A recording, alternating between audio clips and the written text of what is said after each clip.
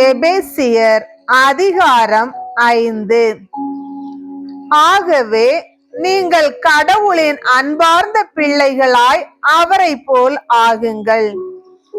கிறிஸ்து உங்களுக்காக தம்மை நறுமணம் வீசும் பலியும் காணிக்கையுமாக கடவுளிடம் ஒப்படைத்து உங்களிடம் அன்பு கூர்ந்தது போல நீங்களும் அன்பு கொண்டு வாழுங்கள். பரத்தமை, அனைத்து ஒழுக்கக்கேடுகள், பேராசை ஆகியவற்றின் பெயர் கூட உங்களிடையே சொல்லப்படலாகாது. இதுவே இறை மக்களுக்கு ஏற்ற நடத்தை. அவ்வாறே வெட்கங்கெட்ட செயல், மடத்தனமான பேச்சு, பகடி பண்ணுதல் ஆகியவை தகாதவை. நன்றி சொல்லுதலே தகும். ஏனெனில் பரத்தமையில் ஈடுபடுவோர், ஒழுக்கக்கேடாக நடப்போர், சிலை வழிபாடாகிய பேராசை கொண்டோர் போன்ற எவரும் கிறிஸ்துவுக்கும் கடவுளுக்கும் உரிய அரசில் உரிமை பேறு அடையார் என்பதை நீங்கள் அறிந்து கொள்ளுங்கள். வீண் வார்த்தைகளால் உங்களை யாரும் ஏமாற்ற விடாதீர்கள். ஏனெனில் மேற்கூறிய செயல்களால் தான் கீழ்ப்படியாத மக்கள் மீது கடவுளின் சினம் வருகின்றது. எனவே அவர்களோடு நீங்கள் எதிலும் பங்கு கொள்ள வேண்டாம். ஒரு காலத்தில் இருளாய் இருந்த நீங்கள் இப்போது ஆண்டவரோடு இணைந்து ஒளியாய் இருக்கிறீர்கள். ஆகவே ஒளி பெற்ற மக்களாய் வாழுங்கள். ஏனெனில் ஒளியே எல்லா நன்மையையும் நீதியையும் உண்மையையும் விளைவிக்கிறது. ஆண்டவருக்கு உகந்தது எது என்பதை ஆராய்ந்து பாருங்கள். பயனற்ற இருளின் செயல்களை செய்கிறவர்களோடு உங்களுக்கு உறவு வேண்டாம்.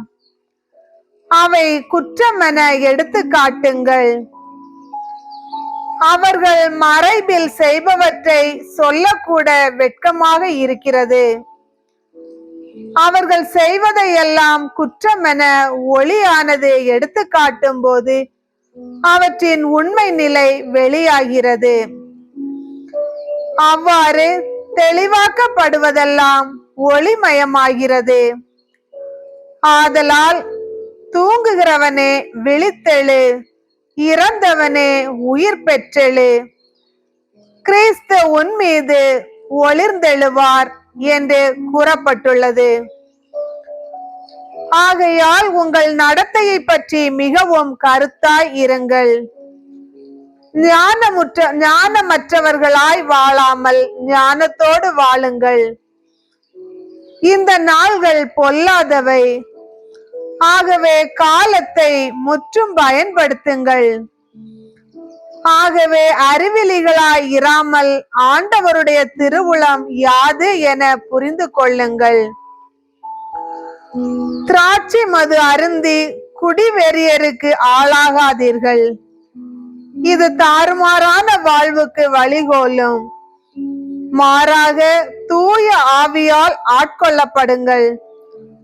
உங்கள் உரையாடல்களில் திருப்பாடல்கள், புகழ்பாக்கள், ஆவிக்குரிய பாடல்கள் ஆகியவை இடம்பெறட்டும்.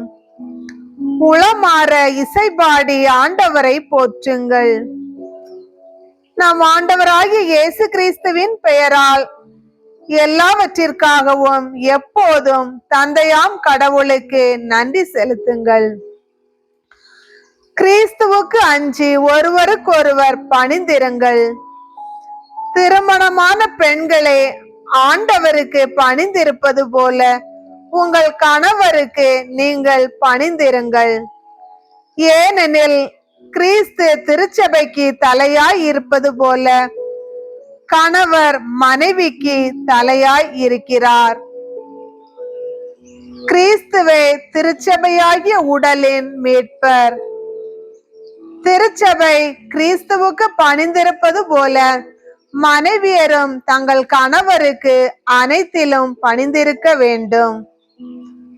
திருமணமான ஆண்களே, கிறிஸ்து திருச்சபை மீது அன்பு செலுத்தியது போல நீங்களும் உங்கள் மனைவியரிடம் அன்பு செலுத்துங்கள்.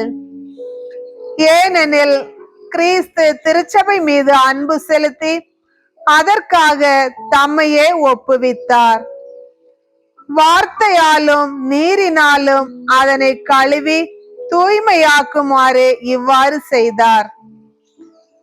திருச்சபை கரை திரையோ வேறு எக்குறையோ இல்லாமல் தூய்மையும் மாசற்றதுமாய் மாட்சியுடன் தம் முன் விளங்குமாறு இப்படி செய்தார்.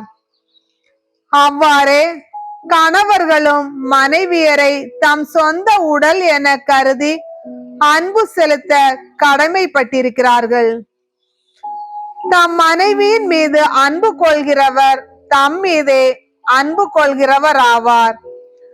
தம்முடைய உடலை எவரும் வெறுப்பதில்லை, அதை பேணி வளர்க்கிறார். அவ்வாறே கிறிஸ்துவும் திருச்சபையை பேணி வளர்த்து வருகிறார். ஏனெனில் நாம் அவரது உடலின் உறுப்புகள். இதனால் கணவர் தம் தாய் தந்தையை விட்டுவிட்டு தம் மனைவியுடன் ஒன்றித்திருப்பார், இருவரும் ஒரே உடலாய் இருப்பர் என மறைநூல் கூறுகிறது. இதில் அடங்கியுள்ள மறைபொருள் பெரிது. இது திருச்சபைக்கும் கிறிஸ்துவுக்கும் பொருந்துவதாக கொள்கிறேன். எப்படியும் உங்களுள் ஒவ்வொருவரும் தம் மீது அன்பு கொள்வது போல தம் மனைவியின் மீதும் அன்பு செலுத்த வேண்டும். மனைவியும் தம் கணவருக்கு அஞ்சி வாழ வேண்டும்.